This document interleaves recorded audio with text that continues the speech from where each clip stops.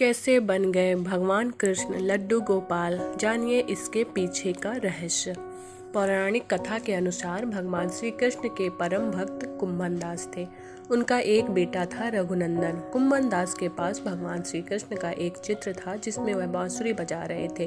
कुंभन दास हमेशा उसकी पूजा में ही लीन रहते थे। वह अपने प्रभु को कभी भी कहीं छोड़कर नहीं जाते थे। एक बार उन्हें वृंदावन से भागवत करने का न्योता आया। पहले तो कुंभन दास ने उन्हें मना कर दिया, फिर लोगों के बहुत ज्यादा जोर देने पर वो मान गए। उन्होंने सोचा कि भगवान की सेवा की तैयारी करके जाएंगे और कथा करके वापस लौट आएंगे।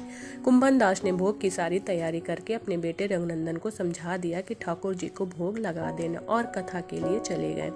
रघुनंदन ने भोजन की थाली ठाकुर जी के आगे रखी और उनसे भोग लगाने का आग्रह किया। उसके बाद मन में ये छवि थी कि ठाकुर जी अपने हाथों से भोजन करेंगे, लेकिन ऐसा हुआ नहीं। बहुत देर इंतजार करने के बाद जब भोजन की थाली ऐसी रखी रही तो रघुनंदन जोर से रोने लगा और पुकारा, ठाकुर जी आ जाओ और भोग लगाओ। रघुनंदन के इस प्रकार के बाद ठाकुर जी ने बालक का रूप धारण किया और भोजन करने बैठ गए।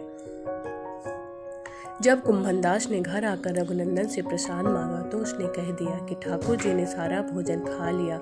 कुंभन दास को लगा बच्चे को भूख लगी होगी, वह सारा भोजन खा गया होगा। लेकिन जब ये रोजाना होने लगा तब कुंभन दास को शक हुआ, तो उन्होंने एक दिन लड्डू बनाकर थाली में रखे और छुपकर देखने लगे। रघुनंदन ने रोज की तरह ही ठाकुर जी को पुकारा तो ठाकुर जी बालक के रूप में प्रकट होकर लड्डू खाने लगे।